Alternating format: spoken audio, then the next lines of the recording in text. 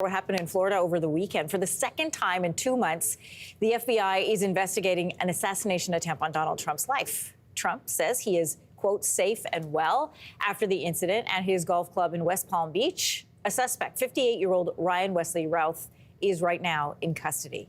Michael Harrigan is a former FBI agent and threat assessment expert, and he's our guest this morning from Washington, D.C. Welcome. Oh, well, thank you. Thank you for having me. Listen, you've had a chance to review these photos of evidence, including the backpacks, the scope, and the GoPro that was left behind by this suspect. What do you make of what took place at that scene?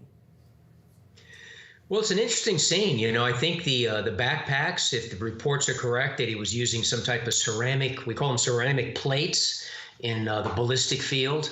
If he had ceramic plates in there, clearly he was trying to provide himself some type of cover from incoming fire in case he was discovered. You know, the scope on the rifle indicates that he was expecting to shoot at a longer distance, or at least had that capability to do so. You know, the fact he's concealed there in the hedges, lying in wait, shows a high degree of premeditation, that he had planned this out. The GoPro may indicate that he was trying to live stream this somehow, or post it somehow on social media, which wouldn't be surprising given today's technology. But very fascinating scene. Yeah, interesting that all of that was left behind as the suspect fled. I would assume somebody who wanted to make sure that they were not caught would take everything of evidence with them.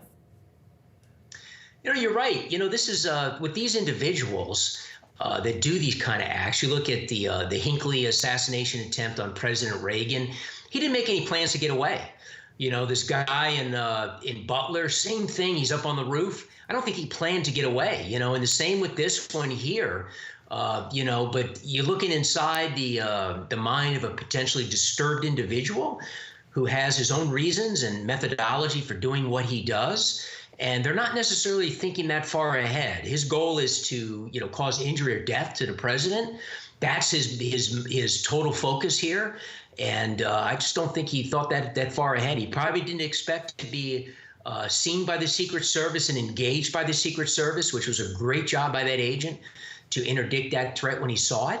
So there's a lot here, and a lot will unfold over the next several days as more and more comes out through the media, and we can get a better grasp on the facts and circumstances. Well, unlike the attempt back in the summertime where the suspect was shot, this suspect is in custody, alive and well, being questioned. How does this change the nature of this investigation, and how could it change security going forward for former President Trump?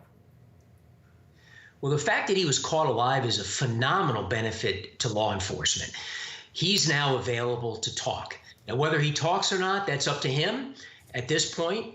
But even down the road, once the legal proceedings start, we're going to get something from him through his attorney, at least. So that gives you so much more to go on. And law enforcement is hoping through their interviews that he does talk and provides an insight into the why and the how and what his mindset was at the time. Unfortunately, with the one in Butler, you know, him being deceased, you can't get anything from him at that point. So you're relying simply on electronic, you know, examination of electronic records, witnesses, people that knew him. But here you're going to have that added factor here is going to be him being interviewed, which is potentially hugely beneficial and will hopefully fill in a lot of spots here as we go forward. Security around the former president, in particular for this election campaign, has been under scrutiny previous to the assassination attempt in July.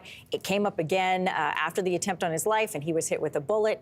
And I imagine this is going to stir up this conversation yet again as we get into these last few weeks of this campaign. You know, the Secret Service came out saying, look, he is not a sitting president. He's not afforded the same type of security as a sitting president would have. Do you think, or do you see them increasing security given these, you know, 2 assassination attempts as we get closer to November? You know, absolutely. That's a good observation on your part. I think they're going to have to increase the depth and the breadth of the security envelope around him. No doubt about it. This is 2 now in 2 months. It's just too much. I mean, they're going to have to step up and change the equation here. We also have to remember this is an unprecedented situation with 2 attempts like this on a presidential candidate, unprecedented. So the Secret Service is getting into new grounds here as far as the degree of protection. And they're going to have to expand that and potentially call in other agencies to provide the manpower. But yeah, this is a historic time for the Secret Service, and it's a time for them to rethink how they do business in these situations. And I expect them, knowing how they work internally, they're stepping up. They're going to step up here, and they're going to increase that level of protection. But on the other hand, the same thing goes for President Trump.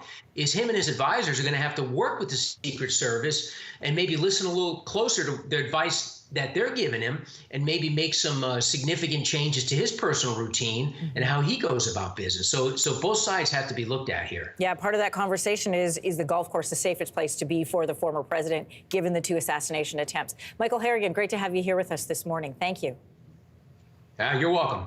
Hey, thanks for watching. If you liked this, be sure to subscribe here, or you can check out more Your Morning videos right here.